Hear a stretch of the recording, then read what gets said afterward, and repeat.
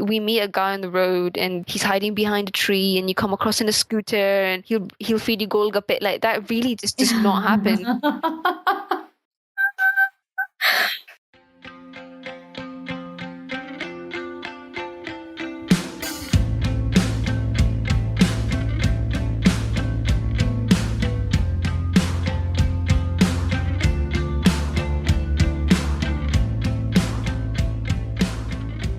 Welcome to the Desi Outsiders podcast. I'm Ankita. And I'm Meenal. And in today's episode, we will continue to discuss the biggest business transaction, marriage.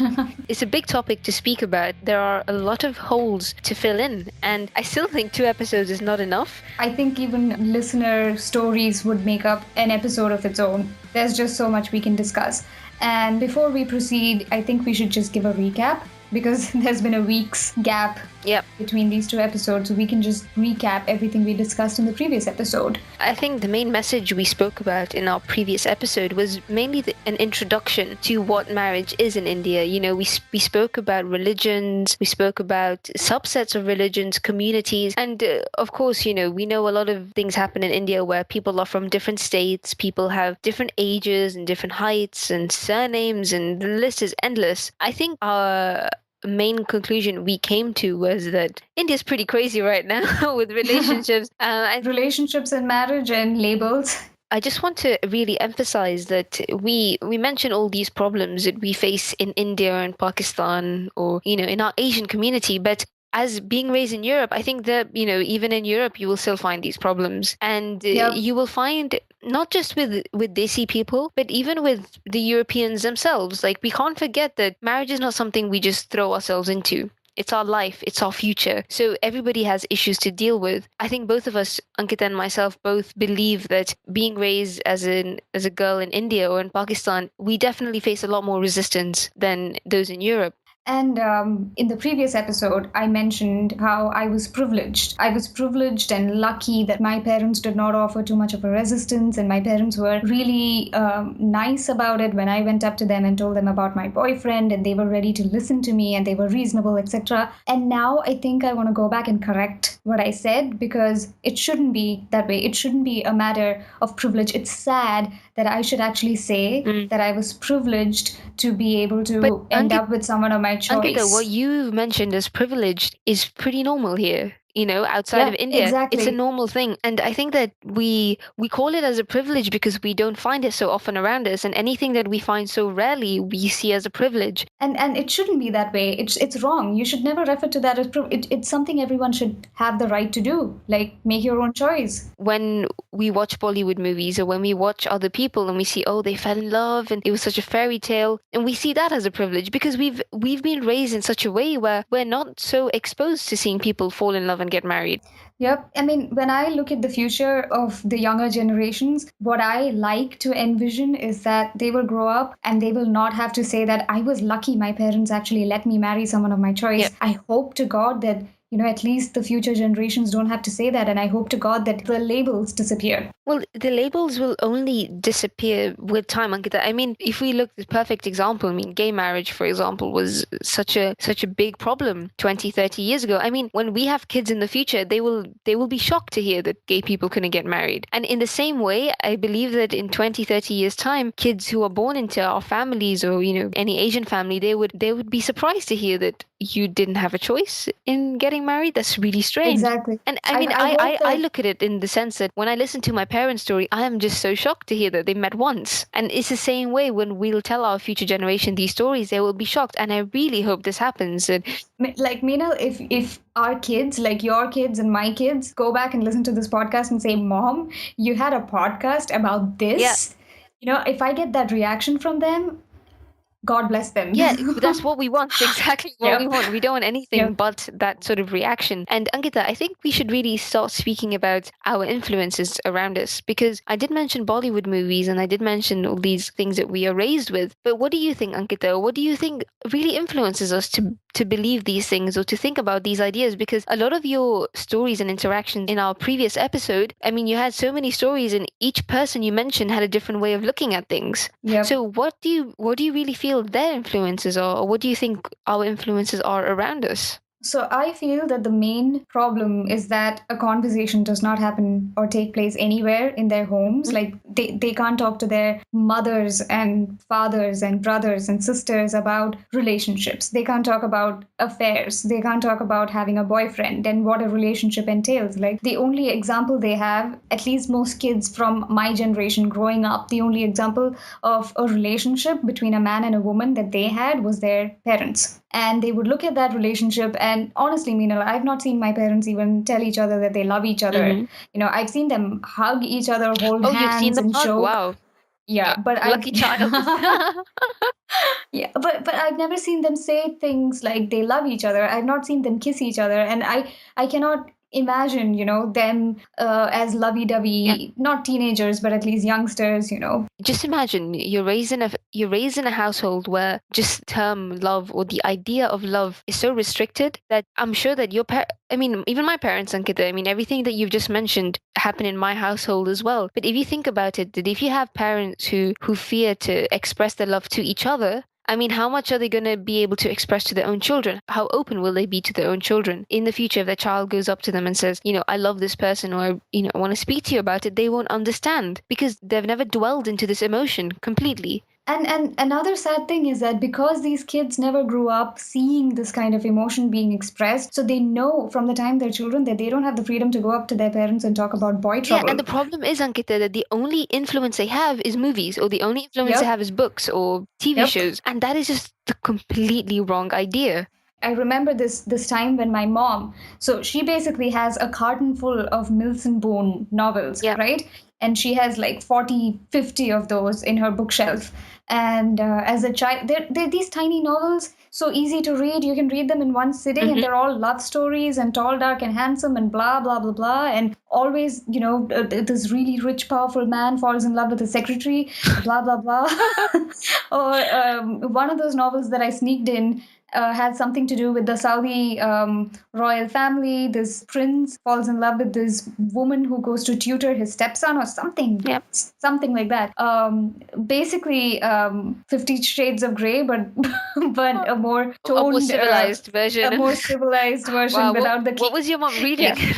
yeah, without the kinky. So my mom, from the time she was a teenager, I think she started reading these books, and she was into that. I think she and her sisters used to read this or something like that. And whenever they could save up a little bit of pocket money, they would go to a bookstore and buy this, and they would have. I've seen books in which they have like both their names or all three names written together, Yeah. and property of, etc. So when I was about to read it, my mom said, "Don't, because if you grow up reading this, you will expect a rosy romance."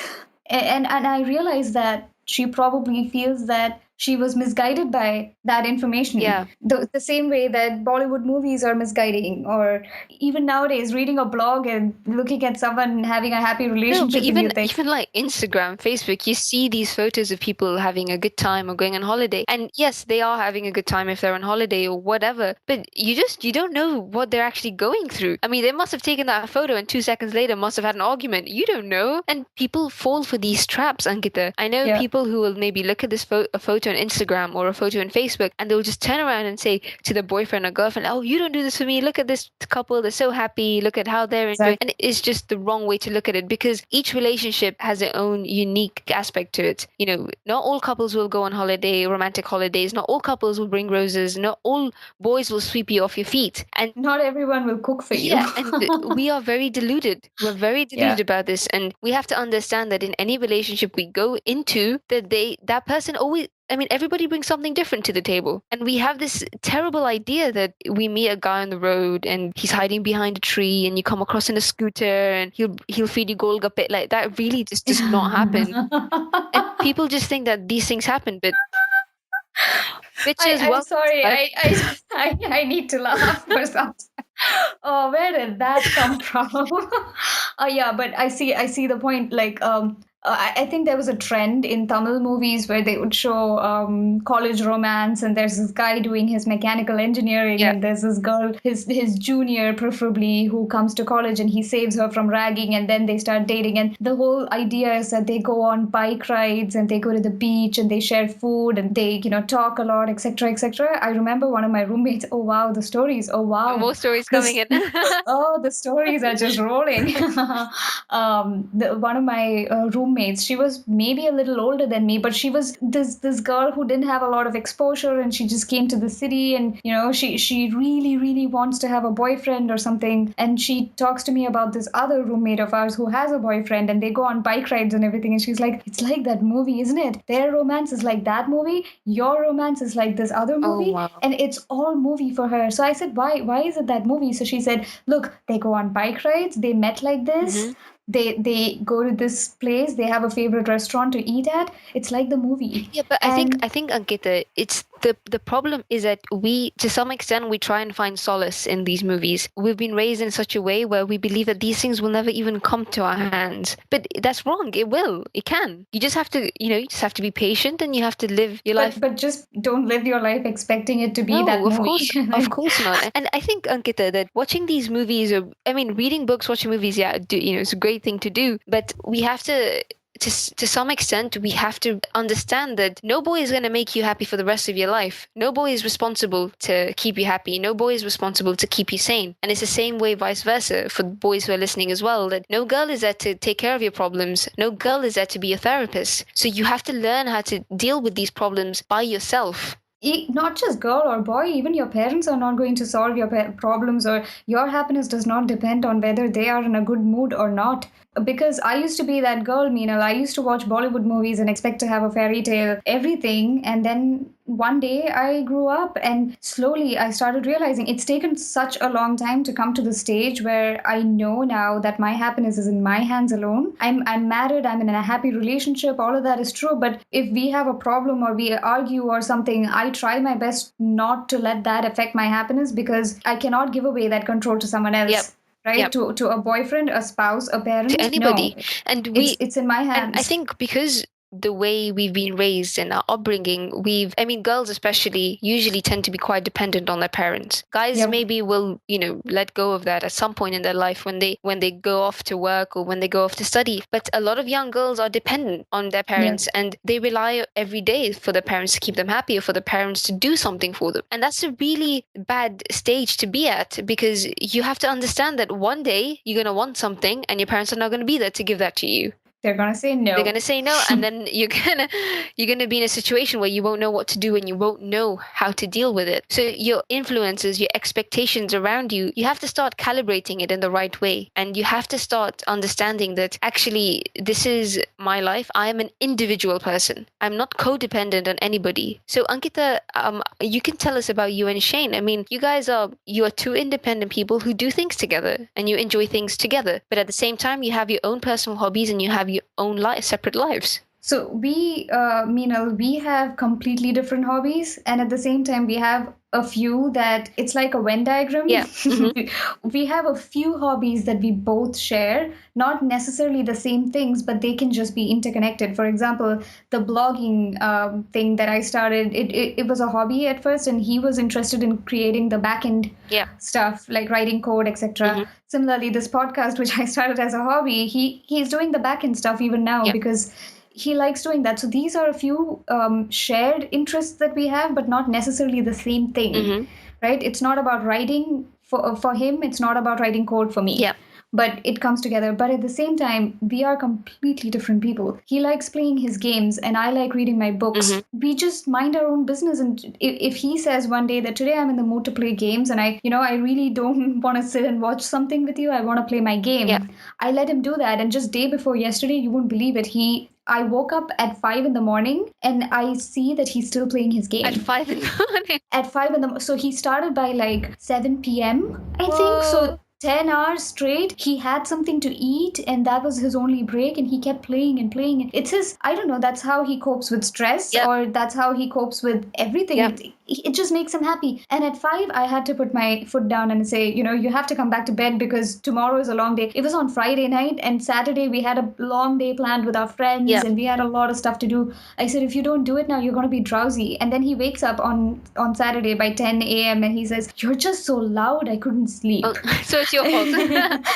Now all of a sudden it's my fault. But the thing is, we give each other that kind of space. We give each other the space to do whatever. Sometimes I stay up till 3 in the morning watching something or reading something, and he leaves me alone. Yeah. So that kind of dependence is never good when you need, someone to come to bed with you And at if you exactly that same time. if you start hindering his hobbies, or you start coming in the way, that also affects your relationship. And I think the most important, one thing that I've learned is that you have to learn how to have your own personal hobbies, because that's what really gives you that basic level of happiness, that basic level of sanity, that you're doing this by yourself. And when you build on that, and then you can, go towards someone. But if you go to someone as a completely broken person with no self-reliance at all, I mean, you can't expect anybody to just pick you up and say, okay, let's do this together, let's do that together.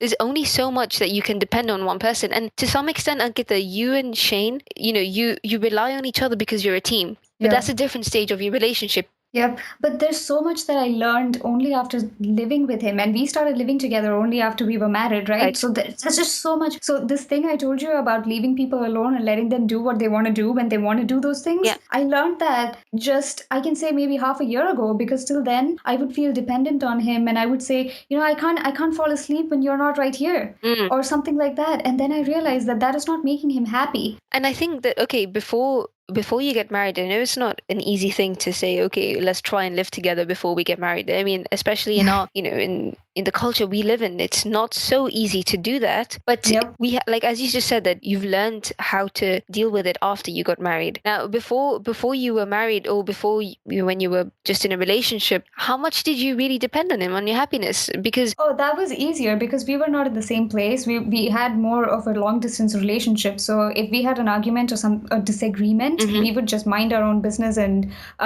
we'd decide that, okay, I'll talk to you later, and by then we both will be calm and we can discuss this. But once you start living with someone and you're mad at them and you keep seeing them, and just there all the time.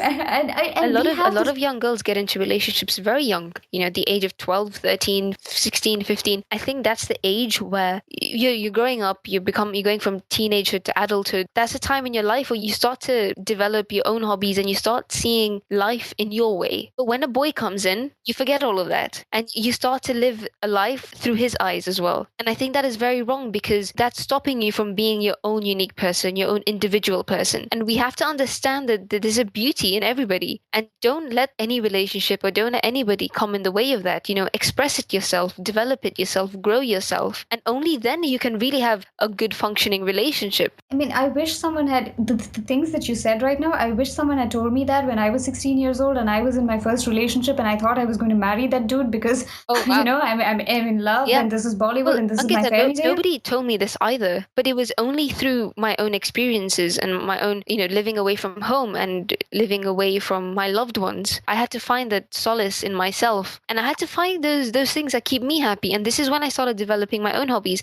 I don't think I would have done any of this if I was at home. Right. And I don't think I would have done any of this if I was close to my loved ones, because I would just depend on them every day to keep me occupied. Exactly. We just want to fill in these holes every day just to pass time. That's perfectly normal, and that is something I can relate to so much, Meenal, because we are hardwired to be dependent on everyone else to occupy our minds or to entertain us or to find happiness within our relationship with those people, right? Not necessarily just a better half or a spouse or anything. Now that we're talking about these influences, I think I should put it out there that I was the typical Indian teenage girl who watched Bollywood movies and sneaked in some of her mom's Milton Boone novels into the bathroom to read them. And when I got into a relationship with someone at the age of 16 and was so naive that I thought, wow, I'm in love and I'm going to marry this person, etc. And we were such immature, because the person I was dating was also my age, right? And we were so immature and so stupid, so stupid. And we just did not have anything else occupying our brains, apart from schoolwork. And then there's this relationship which is just not happy, like both people, two immature idiots trying to control each other. Yeah. Right? Yep. and I'm trying to make him behave in a way that would make me happy, and he's trying to make me behave in a way that would make him happy. Yeah. And in the end, I hope we both grown up. And I think, Ankita, it's really interesting because you had most of your teenage life in a relationship. And for me, it was Yeah. a complete opposite. I was not. I was my own person. I was doing my own thing. And I think a lot of it had stemmed from the fact that I was just too scared. And also, I mean, I wasn't surrounded by many interesting people either. So I think that it's really interesting to see because I lived my teenage life, and before I'd come to university, I was just dwelling in my hobbies. Used to finish school, I used to come home, and I used to run. I used to do everything that made me happy. And Ankita, I really miss that. I really miss that. And I'm really trying to bring that mentality back into my life again because it really was, wake up in the morning, go to school, come back, and just do all your sports, and then come home and sleep. You were living for yourself, basically, Yeah, a lot. Ankita. And the thing is, like, at that time, I think about it now. At that time, it didn't matter if I went to bed at 1 a.m. or 2 a.m. or 12 a.m. I still woke up at Right. 7 every day. I still got on Oh, with my life wow. for school, of it, for school. Oh, okay. School, and then I'd go to school, I'd come back, and I wouldn't just, hang around, watch TV. I'd go straight into my sports. I'd go straight into my running. And Ankita, that was because I was dependent on myself. And of course, around me, everyone had boyfriends, everyone had their own relationships going on, but I really just didn't give a fuck, It was like, I don't care, I'm happy, and I'm really like proud of that because it was a moment where I really believed that I was my own person.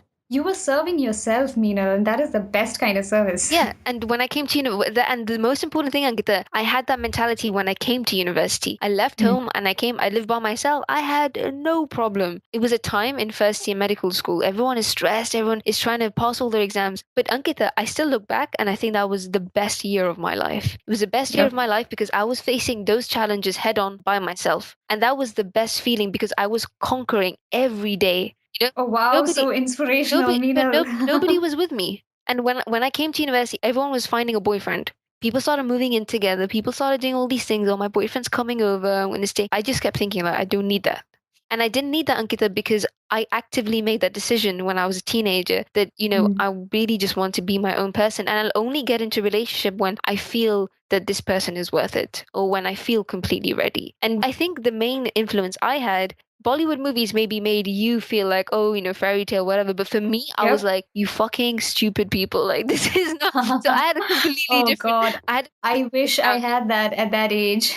And I had a completely different outlook because, and I think it was because I had that outlook because in my family, I'd never seen this love. I'd never seen this romance. Or even Mm. around me in my community, I never saw that. Or I was never, maybe because I was living a sheltered life. So anything I saw, I just knew that it wasn't true. I just knew that this would never happen. And I brought this on with me into university as well. So I never relied on anybody to keep me happy. And I really want our listeners to understand this because in any relationship, happiness is always multiplied. So, Ankita, if you're happy, Shane will be happy. And if you're not happy, then it starts bringing both of you down. So you have to learn how to be happy in your own world and not depend on other people. You know what I love about this tangent we just went on about relationships and everything? It's two completely different perspectives. There's this one person who was raised in India and was raised watching Bollywood movies and fell for it, Yep. right? And grew up being stupid and had a boyfriend and tried to control him to be what she wanted him to be. And there's this other girl who was raised outside of the system and did not see a lot of affection being exchanged between her parents and all that. That is fine, but then still you watch the Bollywood movies and you still thought that this was stupid. Yeah, and Ankita, like, I never really craved attention in that way as a child. Yep. And I think now that's changed because now I believe that I'm almost at the end of my studies. I want to have a future. And of Mm. course, I want someone to give me that attention. I want to have a family. I want to, move on with my life. So to some extent, yes, it was a good thing, but to some extent, it might not be such a great thing because it sort of just makes you kind of cold-hearted. When someone gives you a hug, you're like, why are you hugging me? Was and actually, I mean, so being raised in a family where my parents didn't show me any, sort of physical affection, they didn't cuddle me to sleep or they didn't kiss me goodnight or any of these things. Now I feel that I want to give this to my children. So I want to give those cuddles, I want to give those hugs because I know what it's like to not have it. It's interesting you say this because I grew up.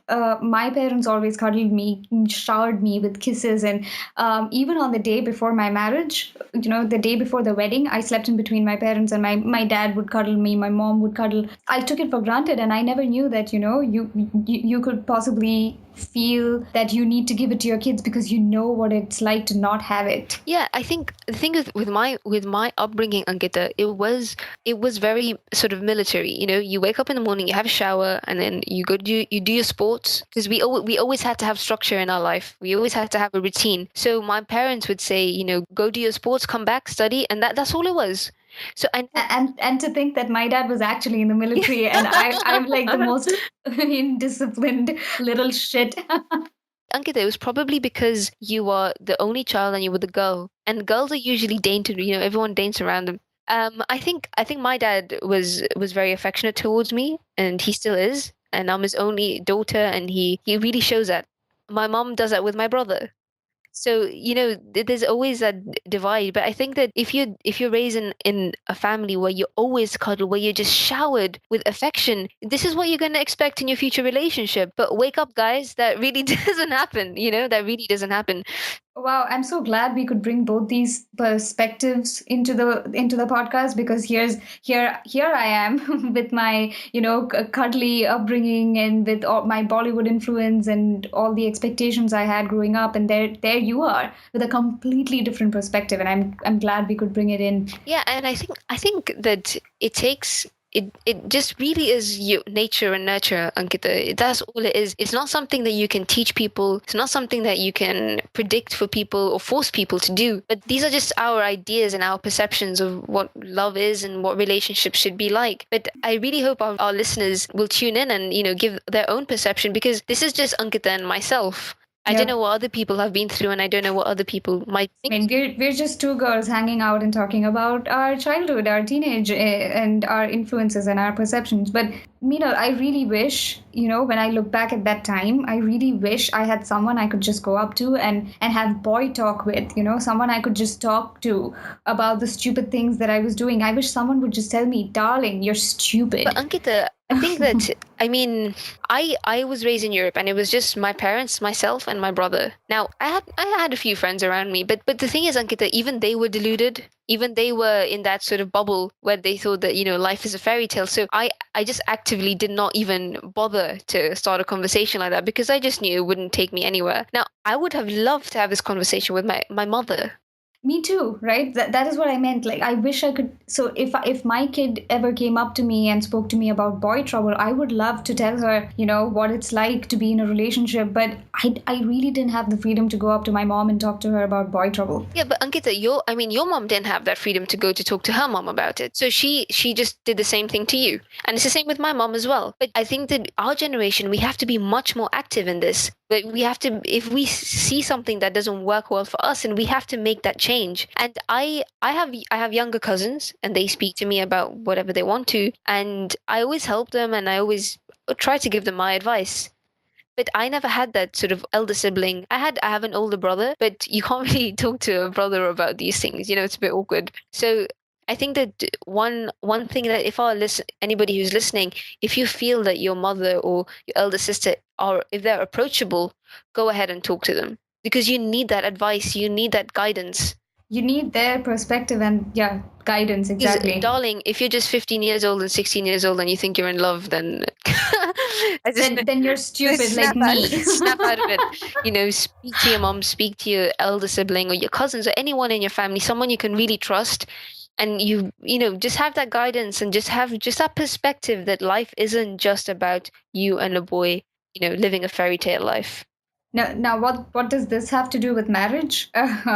So we just talked about the influences that result in weird mentalities when it comes to marriage and expectations regarding marriage. But here's an expectation that is fed to most of the girls in our society. It's this idea that marriage is a promise of freedom. So I don't know, Meenal, if you've ever heard this, but most parents and most families tend to say things like, "You have to get married someday, so we'll protect your honor by curbing your freedom." freedom for the time being. So no late nights, no drinking, no smoking, no short clothes, no boyfriends or girlfriends, no internet, no chatting with boys, no talking to people from the opposite sex, and even no mental health issues like you're depressed, get over it. We don't want a girl who has had to go to a mental institution Yep. because who will marry you then? And even about internet and chatting, because even my parents did not understand at the time what the internet was all about. Yep. And the reason why they wouldn't let me go on Facebook or Yahoo Messenger or anything is because they were worried that I would start chatting with some random people online, because that was the story that was propagated, that some girl somewhere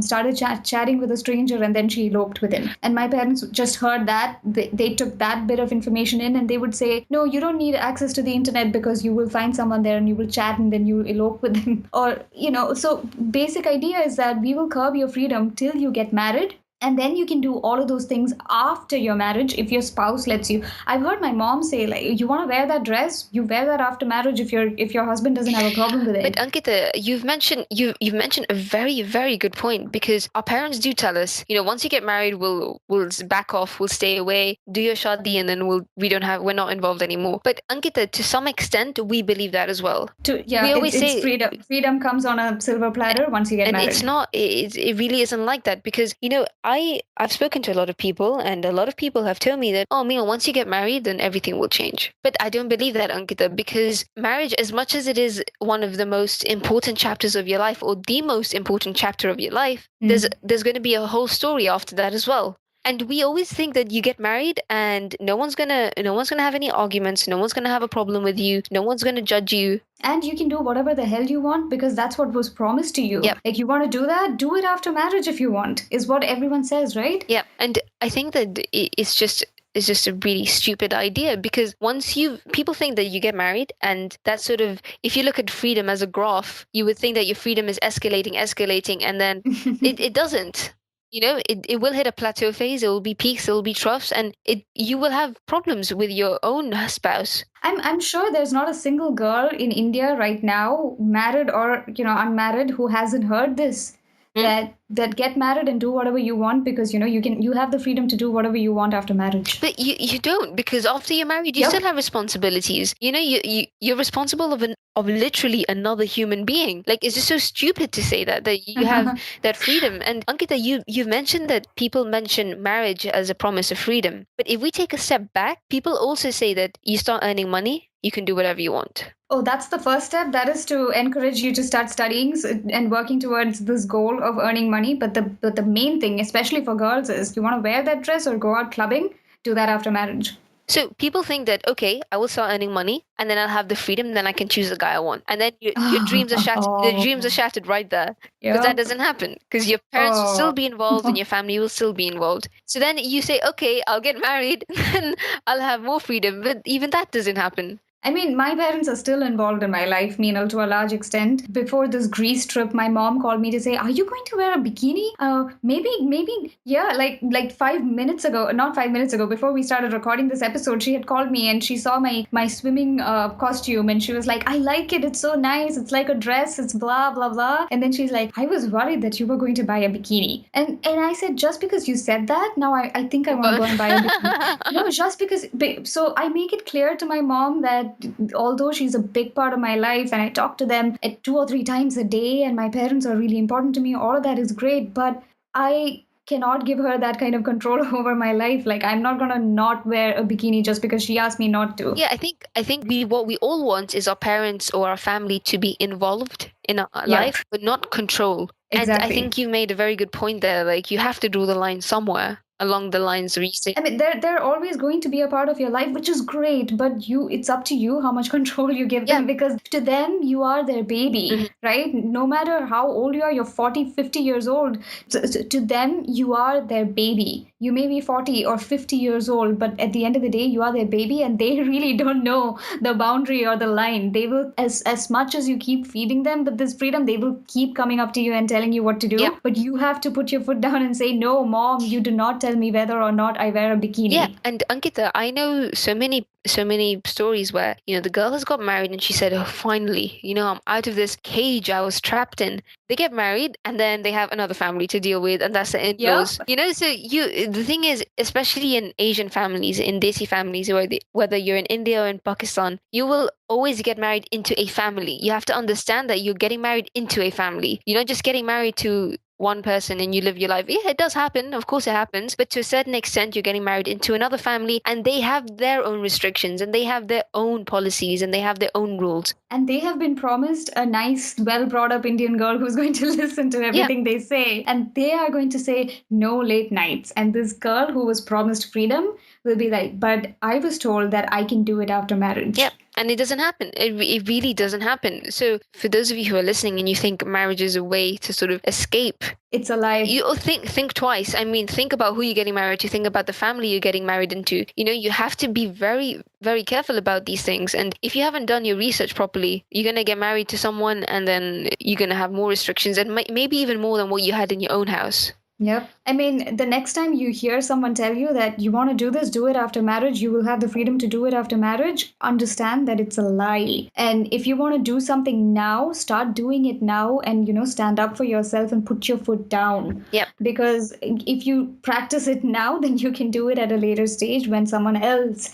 not necessarily your parent, but someone else will come up to you and say, don't do that. So, Ankita, I think just the last thing we should discuss before we end this episode is that apart from all these issues that we face related to marriage, related to love and relationships, we should mention how it's very common to see tables turning once you make your own decision in your life. Oh, yes. So once you decide to get married to someone against your family's resistance and against your family's beliefs, so you will get married and then one day you'll have a child and then your family will say, actually, we'll start talking to you again. We want to visit our grandkids and we want to be part of your life again. And sometimes it doesn't even take a child. So there was this religious instructor or someone, this woman that I know of. So she was really proud of her community, her background, where she came from, what she knew, etc. And she would even refer to herself and other women from her community as we, insert community name, women, and stuff like that. And she always thought that she was superior, her community was superior to everything else in the world. And her daughter decides to marry a Christian. Mm-hmm. Right? And she's this really pious Hindu lady from this particular community that she's really proud of. So her daughter decides to marry a Christian, and obviously there's a lot of resistance and shit went down. Mm-hmm. But later, this woman meets the same group of people and she addresses them and she says, "What's in a religion? All religions are," yep. She says, "all religions are a pathway to the same God. What's in a religion? Children can make their own choices and religion is not that important. It's all the same God, blah, blah, blah." And her daughter actually marries a Christian boy and everyone's happy because, so what I understood clearly from that incident is that she lost her battle. She put up a fight, she lost the battle, and now she's playing for her daughter's side. It just shows, Ankita, that these beliefs that people have, or these beliefs or these ideas that people have, they're not all down to common sense. It's all to do with, okay, this is ego.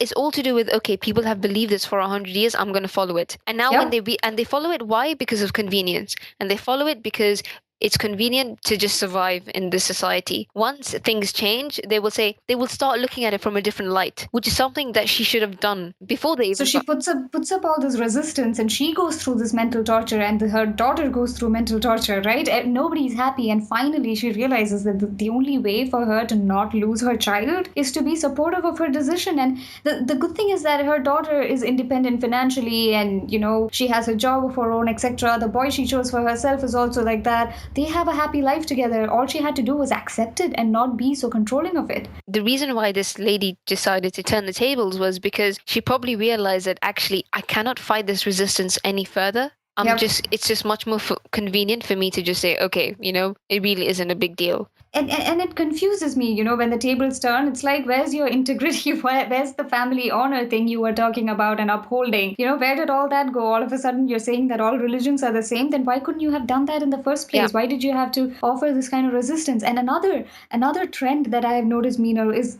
as you mentioned earlier, the minute a child is brought into the equation, And if this child looks like a grandparent, or this child resembles someone everyone loves, or this child, I don't know. Or for even if they're the firstborn child, for example, it's a big the example. firstborn child. So this couple, they elope. Everyone's angry with them. We are not going to let them back into this house ever again. Blah blah blah. And they have a child, and they send a picture of their child to the families, and everyone's like, "Oh no, this child! I need to see my grandchild, and I'm going to accept this child back into the family." So what was the point of all that resistance? Why did that poor couple have to elope in the first place?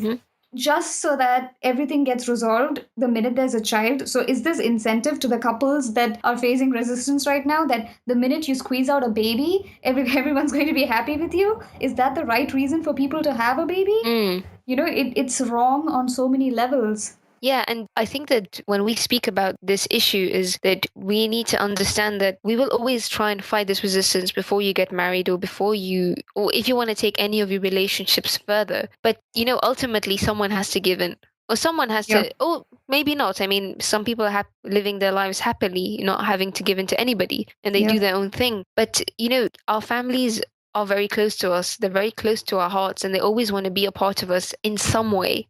Yeah. And even if it means finding an excuse, like, you just mentioned, then that's the only way to do it. Because, I mean, either she did that, or she would just say, or her daughter would just get married and she wouldn't be involved in her life. So the convenient way was to say, okay, I'll just turn the tables completely. So why not do that in the first place, right? Why offer this kind of resistance? Well, why waste so much time and energy? They don't do it in the first place, Ankita. One is because of just years and years of tradition that hasn't been changed, and years of sort of ideas which have been drilled into our heads for so long that we won't even think about questioning it. It reminds me of what you told me about the Hindu Punjabi thing of attending the Gurdwara and the temple, and you ask someone about it and they don't have an answer, and they're like, oh, you'll find out when you grow up, or they don't really answer your question because the chances are they themselves don't know, and that's probably because the generation that knew is no longer around to explain this to people. Yeah, it's just mindless. It's a mindless way of following a tradition that no one knows how it came about, how it started, etc. And Ankita, these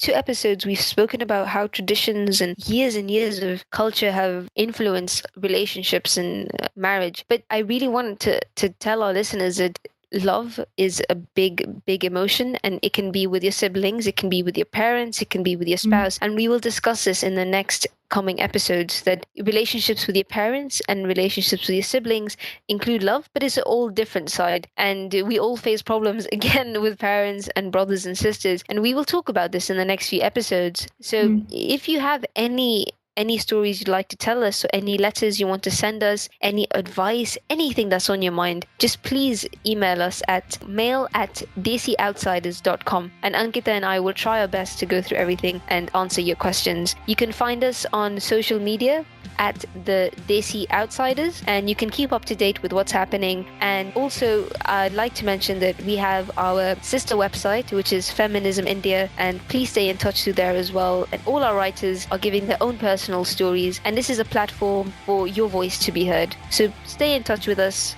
Until then, maybe try not using the term love marriage, while also remembering that love is the most important emotion that you should concentrate on, be it in terms of marriage or your relationship with your parents or your family. So until next week, I'm Meenal.